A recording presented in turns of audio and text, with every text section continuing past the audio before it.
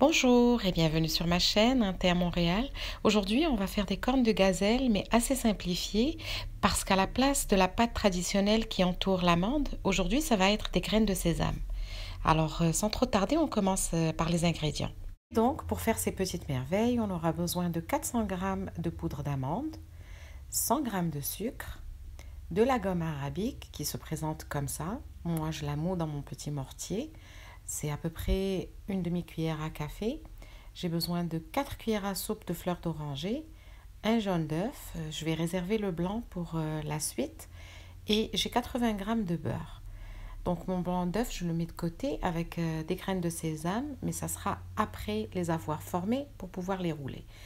Donc je commence par mélanger tous les ingrédients ensemble en vérifiant bien la texture. Il faut être en mesure de former des petits boudins avec la pâte afin qu'ils se tiennent sans que la pâte d'amande ne s'effrite. Voilà, donc je vais faire ça avec toute ma pâte d'amande. Le mélange de la pâte d'amande et des graines de sésame grillées est vraiment divin. Vous ne perdez rien à l'essayer, c'est un délice. Et en ces temps de fête, c'est des gâteaux classiques que l'on retrouve sur toutes les tables. Maintenant que j'ai façonné toute la pâte d'amande, je vais passer pour les rouler.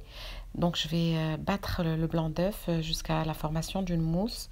Puis je vais commencer à les tremper dans le blanc d'œuf, puis dans les graines de sésame. Puis après, je vais les former avec les doigts pour leur donner une forme de corne de gazelle. Voilà, alors suivez avec moi la méthode.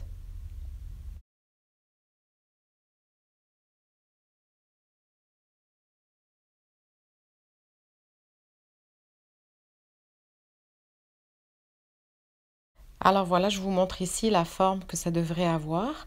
Ensuite, on va les mettre dans une plaque qui va au four, qu'on a habillée d'une feuille de papier de cuisson au préalable.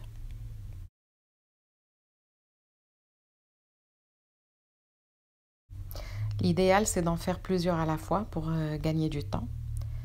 Comme ça. Vous les enduisez de blanc d'œuf d'abord, puis dans les graines de sésame, 4 ou 5 à la fois, ça va vraiment plus vite.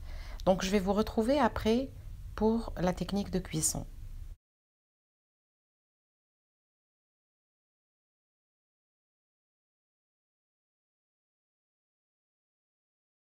Pendant que je l'ai façonné, j'ai mis mon four à préchauffer à 350 degrés Fahrenheit, ce qui donne 180 degrés Celsius, et je vais les mettre pour une durée de à peu près 15 minutes, ou jusqu'à ce que vos cornes de gazelle soient bien dorées, comme ça. Alors je vous rapproche pour bien voir comment elles sont dorées. Et voilà, vous voyez avec quelle facilité on a quelque chose de très très bon sur la table de l'Aïd. Si vous avez aimé les cornes de gazelle, abonnez-vous, encouragez-moi en mettant des likes, des commentaires et surtout activez la cloche pour ne rien rater de mes recettes. Au revoir et à la prochaine.